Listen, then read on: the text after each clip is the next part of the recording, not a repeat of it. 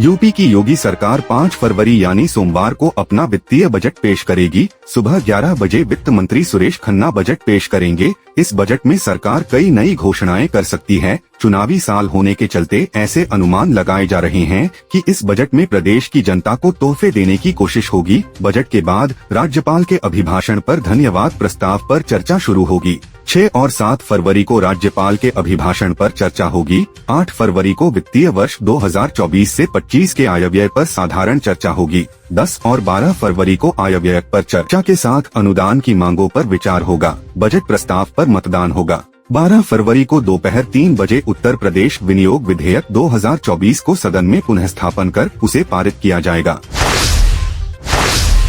बरेली में 10 फरवरी के बाद डिप्टी सीएम केशव प्रसाद मौर्य दौरा कर सकते हैं। डिप्टी सीएम यहां विकास कार्यों की समीक्षा करेंगे। उप मुख्यमंत्री के दौरे की तारीख अभी फाइनल नहीं हुई है, लेकिन अधिकारियों ने उनके दौरे की तैयारियां भी से शुरू कर दी हैं। मुख्यमंत्री योगी आदित्यनाथ के आदेश पर चुनाव आचार संहिता लागू होने से पहले दोनों डिप्टी सीएम प्रदेश के 25 से 25 जिलों का दौरा करेंगे। इस दौरान बरेली मंडल की जिम्मेदारी डिप्टी सीएम केशव प्रसाद मौर्य को सौंपी गई है। बरेली में आईएमसी मुखिया मौलाना तौकीर रजा खान ने ज्ञानवापी मामले पर जेल भरो आंदोलन करने की अपील की है। वाराणसी में स्थित ज्ञानवापी के व्यास तहखाने में मूर्तियों की कोर्ट के आदेश पर पूजा शुरू होने के बाद देश में नई बहस छिड़ गई है। वहीं इसको लेकर लोगों की अपनी अपनी प्रतिक्रियाएं हैं। इस बीच बरेली में रविवार को इत्तेहाद-ए-मिल्लत काउंसिल के प्रमुख मौलाना तौकीर रजा खान ने देश में बन रहे नफरती माहौल के खिलाफ आगामी शुक्रवार को अपनी पहली गिरफ्तारी देकर जेल भरो आंदोलन का आह्वान किया है। मौलाना ने शहर के इस्लामिया ग्राउंड में 1 घंटे तक रुकने के बाद शाम 4 बजे पैदल कलेक्ट्रेट पहुंचकर अपने साथियों समेत गिरफ्तारी देने की बात कही है। आईएमसी प्रमुख ने कहा कि ज्ञानवापी पर जिस तरह की बेईमानी की जा रही है, उससे इसलिए परेशानी नहीं हो रही है कि हमारी मस्जिद को हथियाने का प्रयास किया जा रहा है, बल्कि इसलिए ज्यादा बेचैन हूँ कि हमारे देश का कानून पूरी दुनिया में बदनाम हो रहा है। बरेली के आंवला में कैबिनेट मंत्री धर्मपाल सिंह और वन मंत्री डॉक्टर अरुण कुमार समेत आंवला सांसद धर्मेंद्र कश्यप ने फीता काटकर मंडलीय पशु मेले का शुभारंभ किया। इस मौके पर पशुपालन विभाग की ओर से पशुपालकों को जागरूक करने और सरकार की योजनाओं का लाभ देने के लिए कई स्टॉल लगाए गए। समारोह को संबोधित करते हुए मंत्री, सांसद और विधायक ने किसानों व पशुपालकों के लिए चलाई जा रही सरकारी योजनाओं की जानकारी दी। साथ ही किसानों को आय बढ़ाने के उपाय भी बताए गए। पशुपालकों को पशु बीमा योजना के बारे में भी जानकारी दी गई। इस मौके पर मेयर डॉक्टर उमेश गौतम भी मौजूद रहे। बरेली में गुरुद्वारा श्री गुरु सिंह सभा गुरु गोविंद सिंह नगर मॉडल टाउन में दशमेश डिस्पेंसरी का कायाकल्प करके दोबारा शुरू कराया गया। डिस्पेंसरी का संचालन डॉक्टर जितेंद्र पाल सिंह सेठी के निर्देशन में किया जाएगा। डॉक्टर जेपी सेठी ने बताया कि यहां सस्ते दरों पर जरूरतमंद लोगों को इलाज मिल सकेगा। यहां डॉक्टर संदीप अग्रवाल, डॉक्टर मनमीत सेठी के साथ गुरुद्वारा समिति से जुड़ा अन्य स्टाफ मरीजों की देखभाल के लिए मौजूद रहेगा। डिस्पेंसरी के शुभारंभ के मौके पर मलिक सिंह काल्डा, गुरदीप सिंह बग्गा, राजेंद्र सिंह, कर्नल बिंद्रा, राणा प्रताप सिंह समेत गुरुद्वारा प्रबंधक कमेटी से जुड़े सदस्य मौजूद रहे।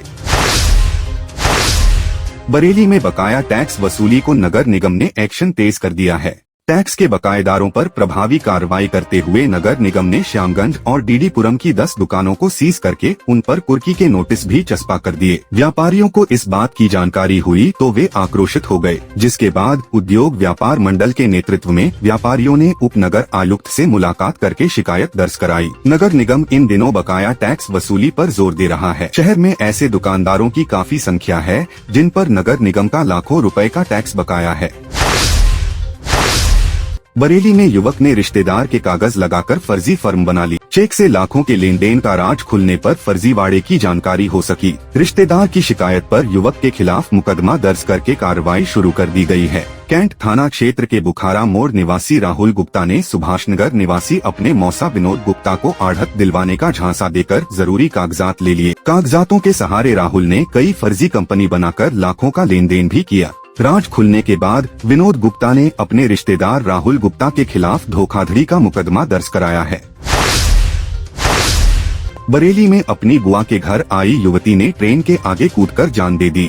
सीबीगंज थाना क्षेत्र के बल्ला काकेट निवासी हरीश कुमार की बेटी अलका सुभाषनगर के गणेशनगर में अपनी बुआ के घर आई थी। परिजनों के अनुसार अलका की मानसिक हालत ठीक नहीं थी। शनिवार सुबह अलका ने मढ़ीनाथ पुलिया के पास ट्रेन के आगे कूदकर जान दे दी। पुलिस ने परिजनों को घटना की जानकारी दी तो कोहराम मच गया। युवती के शव को पोस्टमार्टम के लिए भेजकर पुलिस ने पूरे मामले की जांच शुरू कर दी है। बरेली में डीएम रविंद्र कुमार के आदेश पर पट्टे की जमीन पर अवैध कब्जा करने वालों के खिलाफ रिपोर्ट दर्ज कर ली गई है। बीते दिनों नवाबगंज में आयोजित तहसील समाधान दिवस में पहुंचकर पीड़ित ग्रामीण ने डीएम से पूरे मामले की शिकायत की थी। डीएम ने राजस्व व पुलिस टीम को मौके पर भेजकर मामले की जाँच कराई तो आरोप सही पाए गए, जिसके बाद डीएम ने अवैध कब्जेदारों के खिलाफ रिपोर्ट दर्ज करने के आदेश जारी कर दिए।